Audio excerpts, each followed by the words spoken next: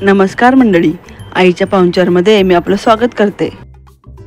आज आपण अतिशय पौष्टिक आणि रुचकर असे शेवग्याच्या शेंगाचे सूप कसे करायचे ते पाहणार आहोत।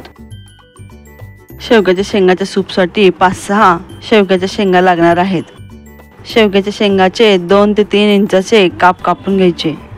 फ्रेंड्स, शेवग्याच्या शेंगा कापताना शक्यतो शेंगाची साले कमी काढायची, कारण सालातच अनेक जीवनसत्वे असतात। फ्रेंड्स, शेवग्याच्या शेंगाच्या सेवनाने पाचन क्रिया सुधारते, रोगप्रतिकारशक्ती सुधारते, तसेच रक्तातील साखरेची पातळी नियंत्रणात राहते। फ्रेंड्स, शेवग्यातील पोटॅशियम आणि मॅग्नेशियममुळे हृदयाच्या ठोक्यांची नियमितता सुधारून हृदयविकाराचा धोका कमी होतो। फ्रेंड्स, आता कापलेल्या शेवग्याच्या शेंगा स्वच्छ धुवून घ्यायच्या। पहा फ्रेंड्स, शेवग्याच्या शेंगामध्ये भरपूर गर भरलेला आहे। आता या शेवग्याच्या शेंगा कुकरमध्ये घालून त्यात आवश्यकतेनुसार पाणी घालायचे।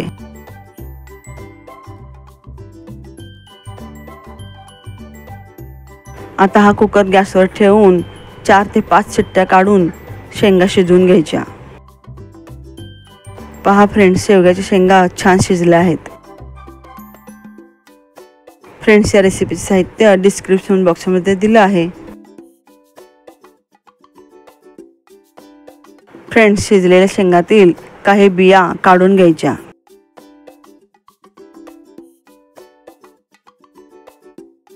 आता राहिलेल्या शेंगा मिक्सर जारमध्ये घालून बारीक वाटून घ्यायच्या। फ्रेंड्स, तुम्ही माझ्या चॅनलला पहिल्यांदा व्हिजिट करत असाल तर बेल आयकॉनवर क्लिक करा, जेणेकरून माझ्या रेसिपी तुमच्यापर्यंत पहिल्यांदा पोहोचतील। फ्रेंड्स, शेवग्याच्या शेंगा मिक्सरवर बारीक करताना शेवगा शिजलेलेच पाणी घालायचे। आता ह्या बारीक केलेल्या शेंगा गाळणीने गाळून घ्यायच्या। फ्रेंड्स, शेवग्यातील अँटीऑक्सिडंट आणि जीवनसत्वांमुळे त्वचा निरोगी आणि चमकदार बनण्यास मदत होते। तसेच शेवग्यातील अँटी इन्फ्लेमेटरीमुळे शरीरातील सूज कमी होण्यास मदत होते। फ्रेंड्स, शेवग्यामध्ये कॅल्शियमचे प्रमाण जास्त असल्यामुळे हाडांना मजबूती येते।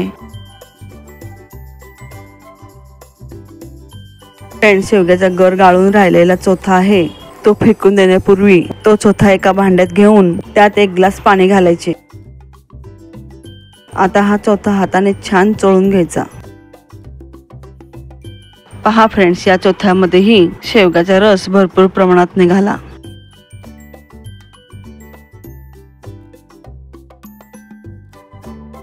आता हा चोथा पिळून घेऊन राहिलेला शेवग्याचा रस गाळून घ्यायचा। फ्रेंड्स, हे शेवग्याचे सूप 5 ते 6 जणांना आरामात पुरेल। फ्रेंड्स, हा शेवग्याचा रस छान दाट निघाला आहे, त्यामुळे यात कॉर्नफ्लॉवर घालायची अजिबात गरज नाही। आता शेवग्याच्या रसामध्ये शेवग्याच्या बिया काढलेल्या घालायच्या। अर्धा चमचा भाजलेल्या जिऱ्याची पूड घालायची। पाव चमचा मिरे बारीक करून घालायचे। तुम्हाला आवडत असल्यास 1 हिरवी मिरची बारीक चिरून घालायची। चवीनुसार मीठ घालायचे। आता हे मिश्रण गॅसवर उकळण्यास ठेवायचे। या मिश्रणाला उकळी येईपर्यंत कोथिंबीर बारीक चिरून घ्यायची। आता पुदिना बारीक चिरून घ्यायचा।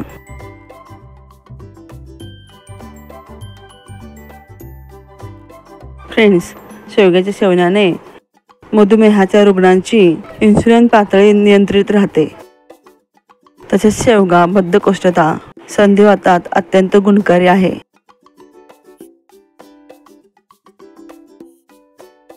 लिंबू चिरून त्यातल्या बिया काढायच्या। 5-6 लसणाच्या पाकळ्या खिसून घ्यायच्या।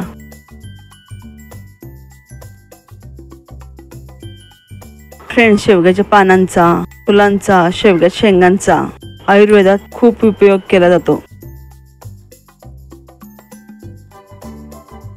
या पौष्टिक शेवग्याच्या शेंगाच्या सुपाच्या सेवनाने पाचनक्रिया सुधारते, तसेच वजनही कमी होते.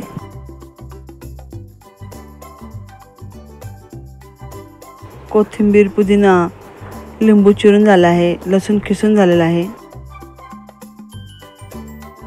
अर्धा चमचा चिली फ्लेक्स लागणार आहे.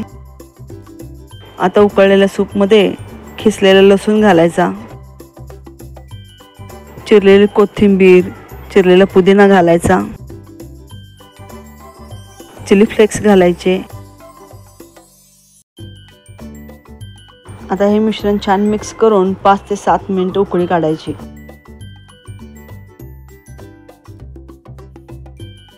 आणि हो फ्रेंड्स, शेवग्याच्या अतिसेवनाने पोटदुखी, गॅसेस होतात. आणि ज्यांना किडनीचा विकार आहे त्यांनी योग्य प्रमाणात शेवग्याचे सेवन करावे. पौष्टिक शेवग्याच्या शेंगाचे सूप तयार आहे.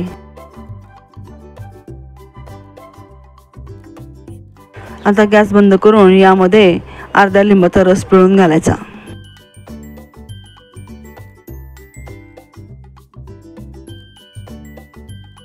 फ्रेंड्स, तुम्हाला माझ्याकडून कोणत्या शाकाहारी रेसिपी पाहावयास आवडतील हे मला कमेंटद्वारे नक्की कळवा. फ्रेंड्स, तुम्हाला ही रेसिपी आवडली का? रेसिपी आवडल्यास लाईक, शेअर, कमेंट आणि सबस्क्राईब करायला विसरू नका. माझ्या नवीन रेसिपी पाहण्यासाठी नोटिफिकेशन बॉक्सवर क्लिक करा, जेणेकरून माझ्या रेसिपी तुमच्यापर्यंत पहिल्यांदा पोहोचतील.